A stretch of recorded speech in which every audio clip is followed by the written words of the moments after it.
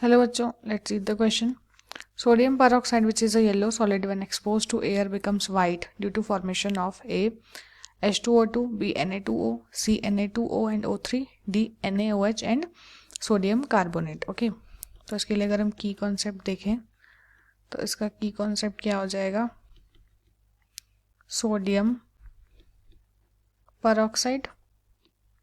Okay, तो बोल रहा है सोडियम परऑक्साइड जो कि एक येलो सॉलिड होता है ना, जब हम उसको एयर में एक्सपोज करते हैं तो वो वाइट बन जाता है. किसकी वजह से? उसमें क्या बन जाता है जो वाइट हो जाता है? तो देखो, सोडियम जो होता है वो एयर के साथ पहले रिएक्ट करता है.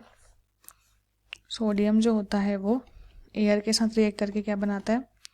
Sodium peroxide. ठीक है, फिर जब और एक्सपोजर होता है तो सोडियम परऑक्साइड जो होता है वो मॉइस्चर एयर के साथ, जो एयर में जो मॉइस्चर होता है वाटर, उसके साथ रिएक्ट करके बनाता है सोडियम हाइड्रोक्साइड और H2O2. ठीक है, फिर जब हम इसको, जब ये और एयर के उसमें कांटेक्ट में आता है, बेसिकली कार्बन डाइऑक्साइड के कांटेक्ट में, तो ये जो सोडियम हाइड्रोक्साइड होता है वो रिएक्ट करके क्या बना देता है? Na2CO3 और वाटर. ठीक है, तो यानी कि बेसिकली कार्बोनेट बना देता है, तो जिसकी वजह से क्या हो जाता है?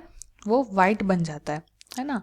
तो इसलिए हमारा करेक्ट आंसर क्या हो जाएगा? Option A H2O2 no, B Na2O नहीं बन रहा है, सी Na2O, O3 नहीं, O3 नहीं बन रहा है, डी हाँ NaOH भी बन रहा है, और हमारा Na2CO3 जो कि है सोडियम कार्बोनेट वो भी बन रहा है. इसकी वजह से क्या बन जाता है? वाइट हो जाता है. ओके, है ना. और ये कब होता है? जब सोडियम काफ़ी देर तक एयर में क्या रहता है? एक्सपोज रहता है ना. तो हमारे जो दो कंपाउंड्स हैं वो कौन कौन से? सोडियम हाइड्रोक्साइड और सोडियम कार्बोनेट. तो इसलिए हमारा करेक्ट आंसर क्या हो जाएगा? Option number D.